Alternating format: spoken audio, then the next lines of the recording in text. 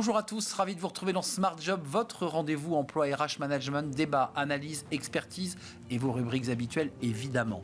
Aider les jeunes les plus éloignés de l'emploi, on en parle avec Francis Lévy, délégué général de la Fédération française des GIEC, un maillage territorial justement pour accompagner ces jeunes vers l'emploi. Le cercle RH, artiste, manager et chef d'entreprise, le tout en une seule personne, oui c'est possible.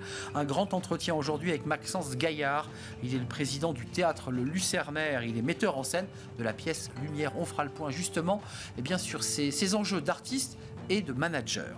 Fenêtre sur l'emploi, on parlera du moral des chefs d'entreprise dans le secteur agricole. On en parlera avec Frédéric Jean. Il est le vice-président délégué de la Fédération nationale directeur des entreprises bretonnes, justement sur ces enjeux du moral du monde agricole. Tout de suite, c'est bien dans son job.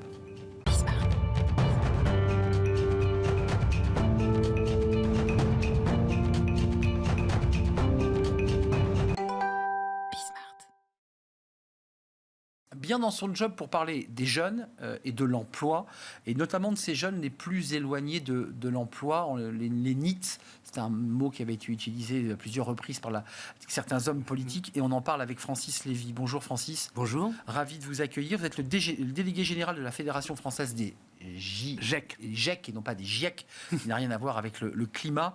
Un mot sur votre parcours très rapidement, parce que ce que vous faites aujourd'hui, l'action que vous menez sur l'ensemble du territoire pour ces jeunes, elle est le fruit aussi du travail que vous avez mené dans la formation à la NPE, au CNFPT, mais aussi comme enseignant sur les enjeux de formation. Tout ça est très cohérent.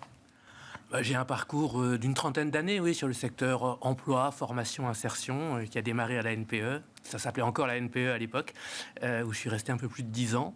Mais je travaille sur ces questions-là, oui, depuis à peu près 30 ans. Et je suis intervenu également sur un master ingénierie de la formation à l'université d'Evry, justement sur le lien diplôme, emploi, formation, c'est-à-dire en quoi la formation, l'acquisition de diplômes aide, plus ou moins, à accéder à l'emploi et à faire carrière. GIEC, groupement d'employeurs pour l'insertion et la qualification, avec un travail de maillage, d'organisation. Comment ça marche? Comment ça fonctionne, le GIEC? Alors, un GIEC, c'est une association qui est créée et pilotée par des entreprises. Donc, c'est bien une association d'entreprises qui se regroupent pour répondre ensemble à leurs besoins de recrutement. En fait, ça répond toujours à 3 enjeux pour les chefs d'entreprise. C'est j'ai du mal à recruter. Voilà. Alors, c'est des entreprises plutôt de main-d'œuvre, de premier niveau de qualification en général. Donc, j'ai du mal à trouver des candidats. Deuxième enjeu, j'ai besoin de répondre à mes obligations type emploi de travailleurs handicapés, quota d'alternants, clause sociale pour les entreprises qui y sont soumises. Et puis après, il y a un troisième élément qui est souvent plus personnel pour les PME ou plus global pour les grandes entreprises, qui est un engagement RSE et donc l'envie et le souhait de s'engager dans un mouvement socialement responsable avec une valeur ajoutée sociétale forte. Donc ça, c'est l'enjeu pour les chefs d'entreprise. Après, comment ça marche? Le GIEC, en fait, en fonction des besoins de ces entreprises adhérentes, va aller chercher des personnes éloignées de l'emploi, qui rencontrent des difficultés, alors jeunes, mais pas que. Voilà, on a en fait tous les âges. Le principe, c'est que le GIEC les recrute sur un contrat en alternance. Il organise la formation en travaillant avec des organismes de formation. Le temps de travail se fait dans les entreprises via une convention de mise à disposition. Et le GIEC assure un accompagnement social et professionnel. Donc c'est un mix entre travail et formation. Enfin, ce qui est intéressant, c'est le principe du contrat en alternance. C'est travail et formation. Et c'est ça qui fait que ça marche. C'est qu'on a les deux. Alors c'est un des éléments, en tout cas un des facteurs de réussite. Mais on parle des jeunes les plus éloignés de l'emploi. Vous allez les rencontrer où? Par quelle filière? Par quel réseau? Parce qu'il faut les toucher, ces jeunes. Il faut leur donner envie de pousser la porte d'une entreprise. Alors, on va les toucher par tous les moyens. Bien sûr, des petites annonces, bien sûr, le service public de l'emploi, les missions locales, mais aussi des structures d'insertion par l'activité économique, des associations de quartier, des clubs sportifs, le bouche à oreille. Voilà, tous les moyens qui peuvent exister de toucher ces jeunes et de leur donner envie. On se renseigne par les missions locales, on passe par tous les réseaux, et on dit j'ai entendu parler du GIEC. Qu'est-ce qu'il apporte de plus qu'une alternance traditionnelle, ce GIEC? Alors, pour les jeunes, d'abord, il apporte un emploi. C'est-à-dire que le GIEC est employeur. Donc, il n'y a pas... souvent, l'alternance, c'est... on a un organisme de formation... Mais j'ai pas l'emploi. J'ai pas l'entreprise. Là, le GIEC est employeur. Et il va chercher des jeunes parce qu'il a des entreprises adhérentes qui ont des besoins. S'il n'a pas d'entreprise adhérente qui a des besoins, il ne va pas chercher de jeunes.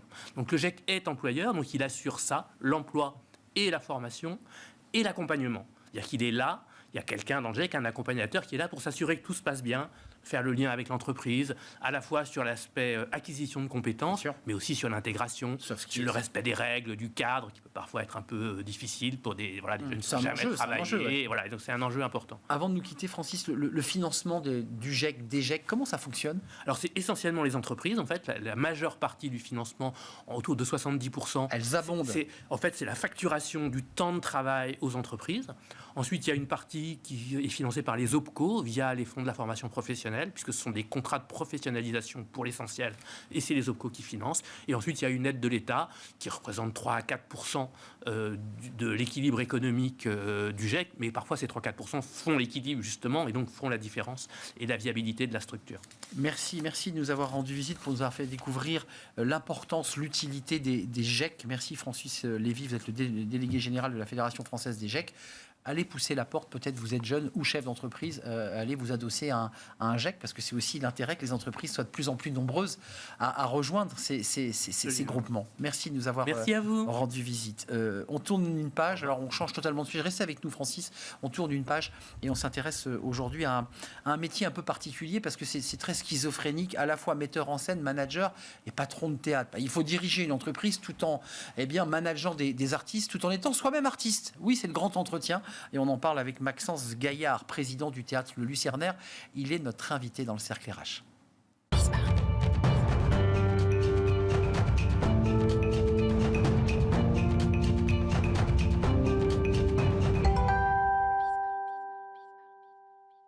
Le cercle RH avec un focus sur un métier, alors j'allais dire, il n'existe pas, parce que c'est à la fois artiste, manager, patron, le tout dans le même homme.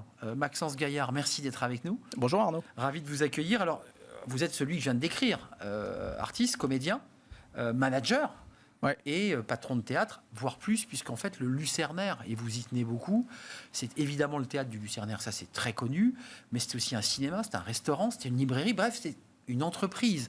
Je parle à qui, là, aujourd'hui, Maxence? Je parle à un chef d'entreprise qui va rentrer au bureau après l'émission et qui va regarder les comptes, qui va voir les entrées, ou plutôt quelqu'un qui va travailler la mise en scène d'une pièce de théâtre qui va jouer dans quelques semaines? Là, je suis dans une période un peu intermédiaire parce qu'on reprend les répétitions la semaine prochaine. Donc, je suis un petit peu entre les deux, entre la préparation de la reprise de la pièce au Théâtre du Lucernaire le 6 novembre. Lumière, exactement. Voilà. Sur l'histoire de la lumière. Sur l'histoire de la création après la création de l'ampoule, l'électrification du monde.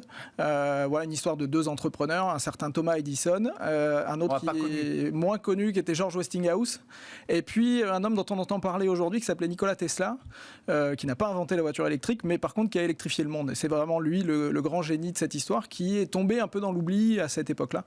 Et donc on raconte cette histoire en posant la question du progrès. Voilà, le progrès, mais à quel prix? Parce que tout ne s'est pas passé comme on peut l'imaginer. C'est intéressant parce que pour en venir à votre histoire personnelle, quand on s'intéresse à vous et qu'on se penche sur votre parcours, c'est assez classique. Quand on est comédien, on fait une école de théâtre, rue Blanche pour les anciens. Non, vous avez fait d'abord un cursus, je ne sais pas si c'est lié à vos parents, mais un cursus classique, école de commerce. Enfin, vous ne vous destiniez pas, j'ai le sentiment, à être comédien. Non, parce qu'en fait, quand les choses se passent bien sans question à l'école, on a un peu tendance, en tout cas ça a été mon cas, à suivre un parcours avec des études assez classiques, effectivement. En élargissant le scope, c'était mon objectif. Comme je sentais quand même qu'il y avait quelque chose qui n'était pas tout à fait au bon endroit, c'était faire des études qui ouvrent le plus possible. Alors, il y a eu le concept de l'école de commerce qui me plaisait pas mal par la suite. J'en ai fait 2 parce que j'avais pas encore très envie de... Ouais, exactement. Et puis au bout d'un moment, on se prend un peu un mur, c'est-à-dire qu'on se rend bien compte qu'on gagne sa vie, mais qu'on n'a pas envie de se lever le matin. Et donc ça m'a obligé à me poser la question, et je suis reparti sur des études en école d'art dramatique. Vous êtes passé comme un peu par l'entreprise, parce que vous parlez d'entrepreneurs qui inventent la lumière, enfin qui développent la lumière. Vous y êtes passé par l'ambiance bureau? Oui, bien sûr. Et c'est assez paradoxal parce qu'après avoir fait un virage à 180, je pensais que j'avais mis tout ça complètement derrière moi en me disant mais évidemment que ça n'était pas pour moi. Puis très vite, on se rend compte que créer un spectacle, c'est créer une entreprise en fait. Moi, c'est comme ça que je le conçois. Et donc, c'est pour ça que quelle personne est devant vous? Finalement, moi, je fais le pont. En tant qu'artiste, il y a une dimension managériale en tant que metteur en scène qui est importante. Donc, j'ai créé en fait ce pont par la suite et en me disant finalement tout ça avait un intérêt. On va voir un extrait de la pièce Lumière parce que c'est une pièce qui qui nous fait réfléchir, en effet, au-delà des personnages et du jeu sur la notion de progrès. Vous êtes passé par les cours d'art dramatique de Jean-Laurent Cochet. Ouais. C'est quand même pas n'importe qui. Sur le fond, là, aujourd'hui, les cours et les écoles de commerce qui vous ont fait gagner un peu de temps, qui vous ont fait un petit peu comme ça zigzaguer, mais vous sont très utiles aujourd'hui pour gérer la librairie, le resto, d'avoir une relation, je dirais, d'entrepreneur avec les personnes à qui vous parlez. Il ne parle pas à un artiste, il parle à un patron. Oui, je pense que c'est très curieux parce que vraiment, je me suis longtemps demandé à quoi tout ça servirait. Et puis finalement, aujourd'hui, effectivement, je vois bien que quand on évolue dans ce secteur culturel, on n'en reste pas moins chef d'entreprise et qu'il y a des réalités auxquelles les études que j'ai pu faire par le passé, qui me paraissaient loin de moi, m'ont rattaché finalement assez fortement. On a reçu Thierry Teboul, que vous connaissez, qui est le directeur général de l'AFDAS, et qui sort un bouquin où il met le mot performance, manager la performance dans les métiers de l'art et du spectacle, qui n'est pas le titre du livre, mais c'est l'esprit du livre. Il a glissé le mot performance. Quand on est artiste, parce que vous avez un pied chez les artistes, puis vous avez aussi un pied dans le monde de l'entreprise. Les deux mondes vous acceptent ou vous vous sentez un peu apatride, que personne finalement veut de vous? Non, j'ai surtout l'impression que quand on me pose la question de ce que je fais, on peut avoir l'impression que je fais un peu mal les deux, en disant mais t'es pas complètement comédien, t'es pas complètement chef d'entreprise, donc alors que je pense qu'effectivement la viabilité économique d'un projet, elle passe par une notion de performance. Il faut pas qu'elle prenne le pas sur l'artistique, c'est la seule chose. C'est-à-dire qu'à un moment, si on commence à se poser la question de changer des choses à l'intérieur d'un spectacle pour que ça se vende, on perd quand même la notion de base et l'âme d'un spectacle. C'est ça que vous préservez par ailleurs. Mais c'est pas si facile que ça, parce que la réalité économique du monde du spectacle n'est pas si évidente que ça. Donc voilà, c'est faire des compromis de temps en temps. Là, je parle du secteur du spectacle privé. C'est pas forcément subventionné, c'est pas les mêmes contraintes. Et il faut qu'on arrive à avoir cette liberté qu'il peut y avoir dans le subventionné avec des moyens qui sont différents, tout en préservant la viabilité économique d'un projet. Et en même temps, le chef d'entreprise ou le patron de théâtre, parfois a des projets formidables qu'il aimerait pouvoir jouer en tant que comédien, mais il sait qu'en tant qu'entrepreneur, c'est pas viable. C'est un crève-cœur, ça. Ouais, mais j'ai un peu accepté ça. Oui. Vous dites ça me plairait? Moi, maintenant, je suis rentré dans une logique où justement, j'aime cette notion d'entrepreneur, cette velléité-là chez moi. Et donc, aujourd'hui, je monte mes propres projets comme j'aurais envie de monter une entreprise par ailleurs. Et je compose. Finalement, je me suis rendu compte qu'en tant que metteur en scène, il y avait une dimension managériale très forte et qui m'apprend énormément en tant que chef d'entreprise. Comme la direction d'acteurs sur un tournage de cinéma, on manage des humains. Exactement. En fait, le management, c'est ça. C'est pouvoir être au plus près de chacun et de les connaître, puisque je pense que c'est aussi ça le travail de metteur en scène, de pouvoir que l'acteur donne le meilleur sur scène le moment venu. Et si on regardait l'extrait de la pièce, Maxence, elle rejoue quand, votre pièce? À partir du 6 novembre, du mardi au dimanche, au Lucernaire, et j'ai tout dit. Avec 2 séances le dimanche? Non, il y a 6 représentations par semaine, tous les soirs à 19h et à 15h le dimanche, je crois, 16h le dimanche. 6 novembre, regardez cet extrait, ça parle de lumière, et c'est pas uniquement mystique, ça parle vraiment de la lumière, la création de la lumière, qui fait qu'aujourd'hui on est éclairé sur ce plateau de télévision. Regardez l'extrait de lumière. Une ampoule Edison. Démonte-la, observe-la et crée-en une nouvelle, une meilleure. Une ampoule Westinghouse. Tu as toujours envie de changer le monde? Oui.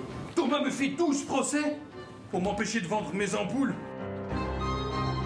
Avec la croyance que courant alternatif, c'était un fantasme impossible. Mais ce n'est pas parce qu'on n'a pas trouvé solution qu'il n'y a pas de solution. George Westinghouse. Nikola Tesla. Vous faites quoi ces prochains mois? J'avoue que je comprends pas pourquoi t'étais pas avec lui. Il a présenté un transformateur qui, couplé à son générateur, permet enfin de transporter l'électricité. Non. Cincinnati, Washington, Buffalo, Denver, Baltimore, Orlando. Et moi je joue quoi? Le cocu, c'est ça? Un imbécile est passé à côté de l'histoire? Mais il croit vraiment que je me laissais faire? Mais non. Et Kistan ne se laisse pas faire. Edison orchestre la plus grande campagne de diffamation de l'histoire. Mais si j'y arrivais pas, hein? Si j'avais perdu l'inspiration? Je suis là, moi. Mais Edison, lui, il est partout. Menez pour Dieu, monsieur Edison. C'est un thème intéressant. On continue le débat en regardant la pièce parce que vous me racontiez les coulisses de cette. Ouais.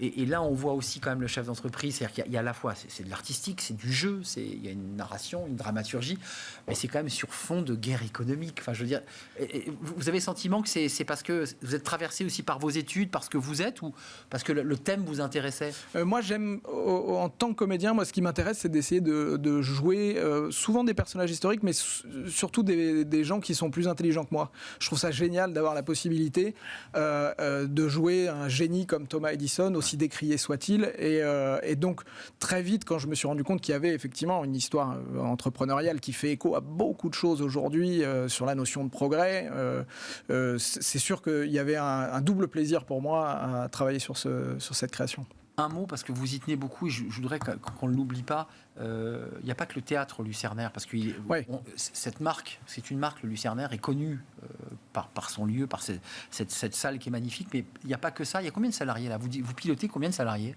au total? En fonction des spectacles, ça varie, mais il y a 40 temps plein, il y a une cinquantaine de personnes qui travaillent là-bas, parce qu'effectivement, c'est 3 salles de cinéma, 3 salles de théâtre, un restaurant, un bar, une librairie, il y a une société de production, de diffusion. Ça veut dire que vous avez des managers intermédiaires qui vous remontent des infos, il y a des petites réunions de management. Il y a déjà un homme qui s'appelle Benoît Lavigne, qui est le directeur du lieu, qui est le directeur depuis 10 ans, qui a fait en sorte qu'aujourd'hui, il y ait 300 000 personnes qui viennent au Lucernaire. Le challenge pour nous, puisqu'on en a fait l'acquisition il y a 6 mois, le défi, il est de préserver la ligne historique, artistique de ce qu'est le Lucernaire, parce que tout le monde le connaît, tout en cherchant à innover avec un lieu comme celui-là. Et moi, je suis assez... Pas que dans le théâtre, dans le lieu en général. Pour créer, c'est pour ça que moi, quand on parle du théâtre du Lucernaire, je dis non, c'est le Lucernaire. C'est le Lucernaire parce que c'est un lieu de vie à part entière. Un lieu de vie. Je peux venir acheter des livres. Exactement. Aller au Vous pouvez cinéma. venir à 8h du matin jusqu'à 2h du matin. Il y aura toujours quelque chose à faire. L'avantage de la programmation cinéma, théâtre, c'est qu'il y a 10 pièces par soir, il y a 10 films par jour. Et l'idée, c'est, pour moi, on parle de l'intelligence artificielle. Un lieu du savoir, en fait. Ouais, du savoir, de la culture et de la convivialité. Je pense que plus que jamais, ça va peut-être à l'encontre, parce qu'on a une société d'investissement par ailleurs où on nous présente que du progrès pur jus derrière notre smartphone. Moi, je crois que l'avenir passe aussi par la rencontre et par la culture. Mais vous aussi, alors finalement, vous voulez éclairer le monde avec le Lucernaire. Alors, c'est un peu le Edison de la culture. Pour la petite anecdote, le mot Lucernaire veut dire le moment où on éclaire, où on allume les lampes. Voilà, donc c'est pas complètement faux. Voilà, il y a un lien assez fort. Dans 10 ans, avant de nous quitter, vous voyez où? Vous voyez piloter toujours ce gros navire qu'est le Lucernaire, ou vous avez d'autres projets, d'autres idées? Le projet, c'est de mettre un Lucernaire dans chaque ville de France. Parce que donc de créer une marque. Oui, je crois vraiment qu'il y a une nécessité aujourd'hui, déjà à répondre aux problématiques du spectacle vivant et de la diffusion de spectacles aujourd'hui. Et puis, par ailleurs, je pense que c'est vraiment une nécessité de pouvoir trouver des lieux comme ça où on rassemble et où on le rassemble au travers de la culture. Ça veut dire que le manager est en train de prendre le pas sur le comédien. Et j'espère que je jouerai dans toutes les villes de France un spectacle différent dans chaque Lucernaire de France. Non, mais j'ai le sentiment que j'ai plus un chef d'entreprise sur ce plateau. Alors c'est peut-être parce que la configuration de notre émission le veut, mais j'ai plus aujourd'hui un chef d'entreprise qu'un comédien, même si vous en avez l'âme et le désir. Peut-être que plus un metteur en scène qu'un comédien. En tout cas. Plus derrière pour encore une fois manager. Exactement. Moi, j'ai vraiment pris beaucoup de plaisir. C'était pas forcément ma vocation, mais il y a un lien très très fort entre la mise en scène et le management et la direction d'entreprise. Voilà. Merci Maxence Gaillard, c'était un vrai plaisir. Merci beaucoup. Vous accueillir, président du Lucernaire. Yes. Et attention, ne dites pas que c'est le théâtre, c'est un lieu de savoir, cinéma, librairie et bien sûr théâtre avec Lumière, cette pièce autour de ceux qui ont inventé la lumière à partir du 6 novembre prochain. Exactement. 6 jours par semaine, dimanche compris. Merci, bon vent, cette pièce sera probablement... au Molière, je vous le souhaite et j'espère qu'elle sera... ce qu'on lui souhaite aussi. Voilà, elle sera plébiscitée par le public et les professionnels. On tourne une page, on passe dans un tout autre sujet et j'accueille mon invité et ses fenêtres sur l'emploi.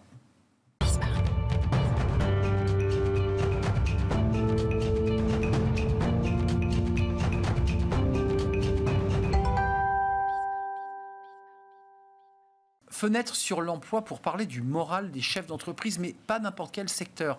Les chefs d'entreprise du secteur agricole. Et on en parle avec vous, Frédéric Jean. Vous êtes vice-président délégué de la Fédération nationale des entrepreneurs d'été EDT, Entrepreneurs des territoires. Des territoires. Et vous êtes à la tête de la Fédération Bretagne, président de Bretagne, directeur d'une entreprise bretonne. Alors, directeur d'entreprise bretonne dans le monde agricole, et vous êtes prestataire des agriculteurs, et vous leur faites leurs récoltes, leurs épandages. Tout à fait. Mais bras m'en tombent, c'est-à-dire qu'il y a une prestation de service dans le monde agricole sur ce type d'activité. Bien sûr. C'est vrai que c'est une profession qui est peu connue, pas assez reconnue dans notre sens. En fait, si on prend la fédération, elle existe depuis un siècle, donc elle est très ancienne. Mais pour autant, on monte vraiment en puissance. Aujourd'hui, sur les effluents d'élevage, par exemple, c'est 70% réalisé sur le Grand Ouest par les entreprises de travaux agricoles. En fait, l'agriculteur qui se spécialise sur l'élevage, lui, va être moins présent va nourrir ses bêtes. Champs. Son métier, c'est celui d'éleveur. Et il va confier en fait la partie travaux des champs, récolte à une entreprise de travaux agricoles. Les foins. Les foins aussi. Par exemple, la récolte du blé, moissonneuse-batteuse. Voilà, tout à fait. Concrètement, le moral aujourd'hui, il en est où? Parce qu'on a un monde agricole, on s'en souvient il y a quelques mois, la France et une partie du salon de l'agriculture avait été bloquée par des agriculteurs en colère. Le moral est bas aujourd'hui?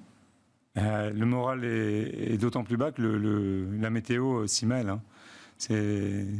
C'est vrai qu'aujourd'hui, on a en élevage, on a finalement un secteur élevage porc ou laitier qui va pas si mal que ça au niveau vraiment les prix sont remontés au niveau des prix. Par contre, des récoltes très compliquées. On a au niveau climat, si on prend de novembre 2023 à mai 2024, sur le Grand Ouest, par exemple, on a eu 1 millimètre à tomber toutes les 48 heures. Ce qui abîme évidemment les grains, qui abîme les plantes et qui crée moins de volume. À tout niveau. Et puis c'est surtout qu'on n'a pas pu semer en temps et en heure. On a la récolte de céréales sur l'ensemble de la France a été très très compliquée, décalée. En plus, à partir du moment où on ne sème pas en temps et en heure, on a des rendements bien inférieurs, donc moins de surface, moins de rendement, et puis en plus là pour le coup des cours en céréales complètement baissiers. On nous annonce une crise justement sur le niveau des cours et donc une grande tension. Vous qui êtes des prestataires donc de services du monde agricole, tout ça va avoir un effet domino sur vos activités, j'imagine, non? Oui, complètement, oui. Oui, si. De toute façon, quand l'agriculteur va bien, nous, on va bien. Et quand il va mal, forcément, ça vous impacte. C'est une évidence, oui. Un mot, c'est important, Frédéric, sur l'attractivité du secteur, parce qu'on le voit dans beaucoup de secteurs manuels où l'attractivité ne se fait pas ou ne se fait plus. Est-ce que vous avez, vous aussi, malgré la crise, des difficultés pour recruter? On a chauffeur d'engins agricoles, en fait, c'est un métier passion d'abord. Donc c'est vrai, pendant très très longtemps, et jusqu'à peu, il était vraiment pas compliqué d'embaucher. Hein. C'est vrai qu'on a, là, avec toute l'attention qu'on a pu avoir sur l'emploi, sur toutes les professions, là, on le ressent aussi. Et puis, c'est vrai qu'il y avait une chose, c'est qu'on avait un vivier agricole, on avait les enfants d'agriculteurs. Bien sûr. Enfin, voilà, bien souvent venaient en saison dans nos entreprises avant de reprendre la ferme familiale, voilà. Et ça, ça s'est tari, ça les jeunes ça s'est tari. Hein. Et puis on dit que d'ici 5 ans, on va avoir un agriculteur sur 2 encore à partir en retraite. Hein. Mais ça veut dire qu'on pourra continuer à nourrir la population, malgré tout, malgré les chiffres que vous nous annoncez? Mais les exploitations grossissent. Se concentrent, font appel à prestation ou ont des salariés. Hein. Mais l'appel à prestation, si on prend la Bretagne, en équivalent temps plein, tous les 5 ans, nos entreprises, en moyenne, gagnent un équivalent temps plein, un salarié. Donc il y a un basculement de l'activité de la ferme vers les activités de sous-traitance, les vôtres. Combien de collaborateurs vous avez? Combien de salariés vous avez dans votre boîte? Moi, c'est un peu particulier, mais sur ma partie travaux agricoles, j'en ai une vingtaine. 20. Pour 50 salariés, parce que je fais aussi les travaux publics. D'accord, donc il y a du travaux publics engins traditionnels, mais aussi 20 qui sont exclusivement dédiés à la ferme. Au moment où on se parle, là, vous avez des salariés qui sont sur les routes ou qui sont dans les champs. Qui sont dans les champs, ouais. Et à qui vous allez donc envoyer une facture à l'agriculteur qui les a utilisés. Voilà, c'est exactement ça. Donc ce sont vos salariés et l'agriculteur leur donne des ordres avant de nous quitter. Est-ce qu'il a capacité, parce qu'il ne peut rien leur dire à ses salariés? Il commande un travail, donc il le commande auprès de nous. Mais en même temps, nos salariés, et c'est tout l'intérêt aussi de la profession, nos salariés sont de vrais représentants de nos entreprises. Et derrière, le contact se fait forcément avec l'agriculteur et l'information également. Merci Frédéric Jean d'être venu nous éclairer, d'avoir fait tout ce chemin de Bretagne à la tête d'une entreprise justement de sous-traitance auprès du monde agricole. Et vous êtes le président Bretagne de la Fédération nationale des entrepreneurs des territoires. Merci de nous avoir rendu visite. Merci à vous. Merci de votre fidélité, évidemment. Merci pour tous vos messages sur les réseaux sociaux. Je vous dis merci, à très bientôt. Merci à Angel à la réalisation. Merci à Héloïse au son. Et merci à Nicolas Juchat, bien entendu. Je vous dis à très bientôt. Bye bye.